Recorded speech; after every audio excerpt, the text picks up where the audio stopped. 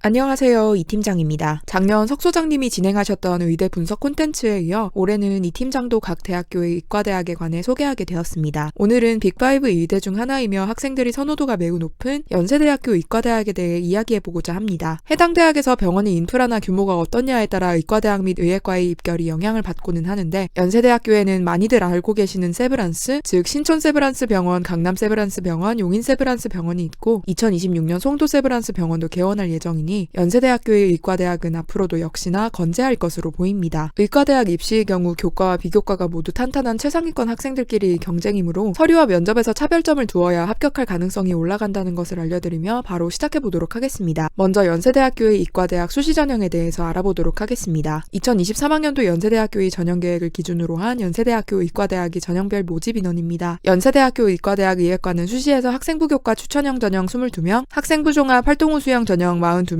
학생부 종합 기회균형 원 전형에서 2명을 선발하고 있습니다. 작년과 전형별 모집 인원이 동일하기에 따로 인원 증감표는 첨부하지 않겠습니다. 먼저 22명을 선발하는 학생부 교과 추천형 전형입니다. 학생부 교과 추천형 전형의 경우 현역 고3 학생들만을 대상으로 하며 학교에서 고등학교 3학년 재적 인원이 5% 이내만 추천을 받을 수 있습니다. 1단계는 교과 100%, 2단계는 1단계 성적 60%의 면접 40%인 단계별 전형으로 구성이 되어 있으며 수능 최저학력 기준이 없는데, 의과대학의 학생부 교과 전형 중에 수능 최저학력 기준이 없는 전형은 건양대 일반학생 교과 면접 전형과 연세대학교 추천형 전형이 유일하기 때문에 1단계 통과 컷부터가 매우 치열할 것입니다. 1단계를 통과한 5배수 내외의 즉 110명 전후의 학생들은 대부분 내신 성적이 1.0에 수렴할 테니 거의 면접 성적으로 합격이 좌우된다고 봐도 무방하다는 것입니다. 다음은 42명을 선발하는 학생부 종합 활동 우수형 전형입니다. 고등학교를 졸업하기만 했으면 지원할 수 있기 때문에 현역이 아닌 N수생 중에서 연세대학교 의과대학 지원을 희망하거나 학교에서 추천을 받지는 못했지만 의과대학에 도전하고 싶은 고3 학생들은 학생부 종합 활동 우수형 전형으로 몰리게 됩니다. 국어, 수학 중 한 개 과목을 포함하며 1등급 2개 이상, 영어 3등급 이내, 한국사 4등급 이내의 수능 최저학력 기준을 적용하고 있습니다. 연세대학교 의과대학의 수시 전형 중 마지막으로 2명을 선발하는 기회균형 원 전형입니다. 학생부 종합 기회균형 원 전형은 단계별 전형으로 활동 우수형 전형과 똑같이 구성되어 있으며 이 전형도 학생부 교과 추천형 전형처럼 수능 최저학력 기준이 없습니다. 그리고 선발 인원이 적어 유동성이 큰 기회균형 전형의 특성을 고려하더라도 그 중에서 경쟁률이 가장 높다고 할 수 있습니다. 의예과 신입생 선발에서 2021학년도 입시 기준 학생부 종합 기회균형 전형의 경쟁률은 29대1, 2022학년도 입시 기준 학생부 종합 기회균형 원 전형의 경쟁률은 31대1이었습니다. 다음으로는 연세대학교 의과대학 하면 빼놓을 수 없는 의과대학의 역사에 대해서 소개해 보도록 하겠습니다. 최초의 선교 의사로 한국에 온 알렌은 1884년 갑신정변에서 심하게 부상을 당한 민영익을 살려내었고, 이를 계기로 서양 의학의 효과가 많은 사람들에게 알려짐과 함께 알렌이 왕실의 신임을 받게 되면서 1885년 알렌의 건의로 우리나라 최초의 서양식 병원인 광해원이 세워졌습니다. 이후 광해원은 제중원으로 이름을 바꾸었고 왕실에서부터 평민까지 다양한 사람들을 진료하는 기관이 되었습니다. 제중원이 성공적으로 운영되자 알렌은 한국 내 의료진을 양성하기 위한 의학교육을 추진하였고 1886년 한국 최초의 서양의학 교육기관인 제중원의학교가 설립되었습니다. 초기 제중원은 조선 정부가 건물과 재정을 지원하고 선교부는 의사와 간호사를 파견하여 진료하면서 병원을 실질적으로 운영하는 식으로 정부와 미국이 선교부가 같이 맡았습니다. 그런데 점점 시간이 가며 병원 운영이 부실해지면서 1893년 새로 부임한 에비슨이 제중원이 정상화를 위해 제중원이 운영권을 미국 북장로교 선교부로 완전히 넘길 것을 제안했고, 이는 가보개혁 때 받아들여져 제중원은 완전한 선교 의료기관이 되었습니다. 이후 에비슨이 보다 나은 환경의 병원을 설립하기 위해 노력하여 1900년 미국에서 만난 세브란스 씨로부터 병원 설립기금 45,000달러를 기부받아 1904년 세브란스 병원을 짓게 되었습니다. 한국전쟁이 끝난 이후에는 파괴된 건물 및 시설물을 복구하는 과정에서 1957년 세브란스 의과대학과 연희대학교가 합쳐지며 오늘날의 연세대학교가 탄생하게 되었습니다. 이처럼 연세대학교 의과대학은 역사가 상당히 깊은 의과대학입니다. 연세대학교와 서울대학교가 제중원 뿌리 논쟁으로 설전을 벌이고 있는데, 이에 대해서는 앞서 석 소장님이 서울대학교의 의과대학 분석 콘텐츠에서 제중원 관련 논쟁을 다룬 사항을 한번 읽어보시길 바라겠습니다. 다음은 연세대학교 의과대학 진학을 위해 서류나 면접을 준비할 때 어떤 것이 핵심 포인트가 될 수 있을지 알아보도록 하겠습니다. 연세대학교 의과대학의 사명은 하나님의 사랑으로 인류를 질병으로부터 자유롭게 하는 교육, 연구, 봉사를 실행하는 것입니다. 교육 목적까지 함께 읽었을 때 연세대학교 의과대학에서 요구하는 역량은 의사로서 필요한 기본적인 능력 함양, 창의적인 탐구 정신으로 의학 및 관련 분야의 발전에 기여, 하나님의 사랑을 바탕으로 섬김과 나눔의 봉사, 세 가지로 정리할 수 있습니다. 첫 번째로 의사로서 필요한 기본적인 능력 함양입니다. 의사로서 필요한 기본적인 능력에는 먼저 의사로서 필요한 지식이 있습니다. 그런데 고등학생이 학창시절에 의과대학에서 배우는 공부를 미리 해두기를 원하는 것은 아닙니다. 특히 술기교육은 어떻게 자연스럽게 받을 방도가 크게 없으니 말입니다. 본인이 의대에서 배우는 교육과정을 잘 소화할 수 있는 인재라는 것을 간접적으로 어필할 수 있는 수단은 성적입니다. 즉 생명과학을 비롯한 모든 과목에서 높은 학업 성취도를 보여줘야 합니다. 특별히 의료와 관련 짓고 싶다면 인간의 몸에 대한 호기심을 보여주면 좋습니다. 예를 들어 공부를 하다 보니 목이 너무 뻐근하고 아팠는데 목 통증의 원인과 관련된 근육에 대해 알아보거나 경추의 구조 및 가까운 신경에 대해 탐구해보고 어떤 진료과와 관련이 있는지, 의사들은 목 통증을 호소하는 환자가 내원했을 때 어떠한 메커니즘으로 진찰을 하는지 탐구해 나갈 수 있습니다. 이 학생이 의과대학 진학을 위해 노리고 한 활동들이 꽤 많구나 가 느껴지는 활동도 결론적으로 활동이 양질이라면 전혀 나쁜 건 아닌데, 같은 활동이라면 그보다는 좀 더 마음에서 우러나온 동기에서 활동을 하는 것이 더 자연스럽게 보일 수는 있겠죠. 하지만 자신과 타인의 몸에 대해 평소에도 호기심을 가지면 좋다는 것이지, 본인이 활동에 자기적으로 이유를 끌어붙이는 것은 지양하시기 바랍니다. 세브란스 홈페이지에서는 건강 정보를 통해 몸 부위별로 질환 정보 및 검사, 치료 정보까지 제공하고 있으니 들어가서 참고하시면 여러분들이 활동을 설계하는데 도움이 될 것입니다. 두 번째로는 스스로 학습할 수 있는 능력입니다. 의과대학에서는 학습하는 전공의 양이 매우 방대하다는 것을 의과대학을 준비하는 수험생이라면 한 번쯤 들어보셨을 것입니다. 이를 위해 단순히 공부를 잘하는 사람보다 스스로 학습에 대해 플랜을 짜고 학업을 수행해 나갈 수 있는 사람을 원하는 것입니다. 세 번째는 팀으로 일할 수 있는 능력입니다. 의사는 혼자 일하는 경우가 거의 없습니다. 수술실만 봐도 수술을 집도하는 의사, 어시스턴트, 수술간호사, 수술실 대기간호사, 마취과 의사, 마취과 간호사가 같이 일합니다. 암 치료의 경우에는 다학제 진료라는 것이 있는데, 이는 하나의 암이나 환자의 사례에 대해 내과, 외과, 영상의학과, 방사선 종양학과 등 여러 진료과 교수가 함께 논의하는 것으로 1974년 김병수 전 연세대 총장이 미국 하버드 의대에서 해당 개념을 배워 국내에 처음 도입하였습니다. 즉 결론적으로 의사는 팀으로 일할 일이 많으니, 그리고 분업화되어 있는 병원에서 효율적으로 일하기 위해서 팀 내에서의 각자 역할을 알고 그 역할을 잘 수행해야 하기 때문에 팀으로 일하는 능력이 중요한 것입니다. 의과대학에 진학하는 학생들이 학업 역량이 뛰어나다는 것은 다들 알고 있습니다. 그래서 생활기록부에서 공부에만 집중한 외골수로 혼자 탐구에 정진하는 사람이라는 느낌을 내기보다 함께하는 모습을 보여주면 좋습니다. 본인이 제일 똑똑하고 현명하니 결정을 관장하겠다는 독단적인 사람이 아니라 사람들과 협업할 줄 알고 융통성 있게 구성원을 설득하고 자신의 의견을 조율할 수도 있는 사람이라는 것을 보여줘야 합니다. 의학 분야의 진로를 준비하는 친구와 간호학과를 준비하는 친구와 같이 공부를 하거나 프로젝트를 수행해도 좋고, 아까 목 통증의 사례를 다시 가져왔을 때 물리학 쪽 기계공학과에 관심 있는 학생과 함께 통증을 완화할 수 있는 물리적인 도구를 설계해 본다든가 하는 활동을 수행할 수 있는 것입니다. 활동 과정에서 친구들과 효율적으로 팀 프로젝트를 수행한 과정이 생활기록부에서 드러나면 좋고, 혹여 본인이 생활기록부를 돌아봤을 때 그런 측면에서 아쉬움이 있다면 면접에서 본인이 공동체 역량과 소통 역량을 보여주시기 바랍니다. 다음으로는 창의적인 탐구 정신으로 의학 및 관련 분야의 발전에 기여하는 것인데, 이 팀장은 연세대학교 의과대학에서 해당 역량이 핵심 포인트라고 생각합니다. 우선 세브란스 병원이 전신인 제중원은 한국 최초의 근대식 병원으로 우리나라에 처음 서양의학을 들여와 기존 한방의학에만 의존하던 전통을 깨뜨리고 의료계에 혁신을 일으켰다고 할 수 있습니다. 또한 2005년에 세브란스 병원은 최첨단 유비쿼터스 병원을 선언하고 국내에서 처음 로봇 수술을 시작하였을 뿐 아니라 2023년부터는 연세안병원에 국내 최초로 중입자 치료기를 도입해 치료를 할 계획에 있습니다. 최근 연세의료원과 관련한 소식을 전해드리자면, 유니스트와 연세대학교 의료원이 스마트 헬스케어 분야 공동 연구에 들어간다는 것과 2026년에 송도 세브란스 병원이 설립될 예정인데 세포치료센터에서 세포치료제와 관련된 연구에 박차를 가할 것이라는 것, 인공지능을 활용해 뇌종양 등 뇌 관련 질환 치료 술기인 감마나이프의 정확도를 높이는 기술을, 또 마이크로바이옴을 활용한 난치성 질환 치료제 개발을 위한 특허 6건 등 60억 원 규모의 기술을 이전하기도 했다는 것 등이 있습니다. 연세대학교는 첨단 의료를 좋아합니다. 연세의료원에서도 디지털 헬스케어와 디지털 헬스케어 혁신연구소를 만들어 디지털 의료 시대를 열겠다는 포부를 내비친 만큼 최근 기술 트렌드를 눈여겨보실 것을 권장드립니다. 연세대학교 의과대학에서는 또한 연구하는 의사를 좋아할 것이라는 추측을 할 수 있습니다. 우선 연세대학교의 의과대학은 연구 역사가 아주 깊습니다. 1914년에 세브란스 연구부가 설립되어 한민족에서 나타나는 의학적 문제를 연구하며 조선의 상황에서 보건의료상의 문제를 해결하려 하였고, 1915년 연구부 지원으로 발표된 첫 논문 순회 선교사 및 다른 여행자를 위한 간단한 정수법은 수인성 전염병을 줄이는 데 공헌하기도 했습니다. 1919년 스코필드 박사, 세브란스 의학교 졸업생인 신현창의 스페인 독감에 대한 연구는 미국 의학협회지에 게재되기도 했고요. 이러한 의학 연구의 발전 과정을 정리해서 생활기록부의 세부 능력 특기사항 속 활동으로 남길 수도 있겠습니다. 여태까지 역사 속에서 발간된 의학 논문을 읽고 의학 지식을 공부한 후 오늘날 우리가 배울 수 있는 의의나 현재와 다른 점에 대해서 정리해볼 수도 있고요. 연세대학교 의과대학에는 여러 교실이 있으니 본인만이 연구 주제를 설정할 때 참고할 수 있겠습니다. 예를 들어 임상의학 교실, 내과학 교실, 노년내과를 주제로 잡는다고 하면 세브란스 병원에 노년내과가 있는데 전국에 이 노년내과가 많지가 않습니다. 사회문화적 차원에서 최근 고령화 사회의 흐름이 가속화되고 있다는 측면, 또 노년기에 접어들며 여러 신체적, 정신적 변화가 생기는데 유년기, 청장년기와는 다른 노년기만의 특징에 대해 잘 아는 전문가가 필요하다는 측면에서 노년내과의 필요성을 강조할 수 있습니다. 백내장이나 쥐젖으로 불리는 연성 섬유종처럼 노인에게 발생하는 여러 질환에 대해 다면적으로 탐구할 수도 있고요. 다음은 하나님의 사랑을 바탕으로 섬김과 나눔의 봉사를 실천하는 것인데 사실 하나님의 사랑으로 인류를 질병으로부터 자유롭게 한다는 것이 연세의료원의 사명이기도 하고 세브란스 창립 정신 중에 기독교 정신이 있기는 한데 사실상 3년간 채플이 있다는 것 외에 연세대학교 의과대학 재학생이 관련 사항을 느낄 수 있는 부분은 거의 없다고 봐도 됩니다. 오히려 연세대학교 세브란스 병원에서 전공의를 뽑을 때 연세대학교 본교생을 우대하는 경향성으로 인해 타교생들이 무덤이라는 말이 나오는 정도라고 하니 병원 전반에서 박애주의를 지향하고 있다는 것도 크게 느껴지지는 않고요. 위에서 말한 연구나 첨단 의료 관련 역량이 더 매력적으로 보이지 기독교적 성향이 짙고 사랑을 온누리에 나누는 학생이라고 해서 연세대학교 의과대학에 차별화되게 어필할 수 있을 것이라 생각되지는 않습니다. 다만 인성 영역에서 최근 첨단 기술의 발전과 그 규제를 둘러싸고 발생하고 있는 윤리적 논의에 대해 생각해볼 필요가 있을 것이라 생각합니다. 연세대학교가 첨단 의료를 지향한다고 해서 반드시 그쪽에 우호적인 의견만을 전개할 필요도 없고 정해진 답은 없습니다. 그러나 시대의 흐름에 따라 첨단 의료가 점차 확장되는 것은 피할 수 없는 문제이므로 본인은 어떤 스탠스를 취할 것인지 정해보는 것을 추천하겠습니다. 그리고 최근 환경, 사회적 책임, 지배구조를 강조하는 ESG 경영 전략이 많이 도입되고 있고 연세의료원에서도 지속가능한 ESG 경영을 강화할 예정이라고 합니다. 사실 병원에서는 장기적인 환경 문제보다는 당면한 환자의 생명을 지키는 것에 더 포커스를 맞추기 마련이므로 여태까지는 중요성이 많이 강조되지 않았을 수 있으나 최근 기후 문제의 심각성이 끊임없이 드러나면서 모든 분야에서 환경을 위한 노력이 필요해진 상황입니다. 섬김과 나눔이라고 해서 사람에게 직접적으로 베푸는 이미지만 떠올릴 수 있는데 의료원을 경영할 때도 어떻게 인류 전반이 공공선 실현에 기여할 수 있는지 고민하며 병원의 ESG에 대해 탐구할 수도 있습니다. 여러분들은 코로나19가 길어지며 더욱 늘어나고 있는 의료 폐기물을 주제로 의료 폐기물의 종류와 친환경적인 처리 방법에 대해 탐구할 수도 있고 원격 의료 및 디지털 헬스케어의 동향 및 이를 통해 의료 소외 지역에 거주하는 사람들을 위한 의료 체계를 구상해 볼 수도 있습니다. 서울대학교도 해외에 의과대학이 있는 연건 캠퍼스를 따로 운영하듯이 보통 의과대학은 캠퍼스를 따로 두는 경우가 많은데 연세대학교는 빅5 의대 중에서 유일하게 본 캠퍼스와 함께 6년간 캠퍼스를 같이 써서 대학 생활에 있어 재미를 느낄 수 있는 요인이 많다고 합니다. 가톨릭 정신을 지향하는 가톨릭대학교의 의과대학과 연세대학교 의과대학을 비교해 읽어보시기 바랍니다. 감사합니다.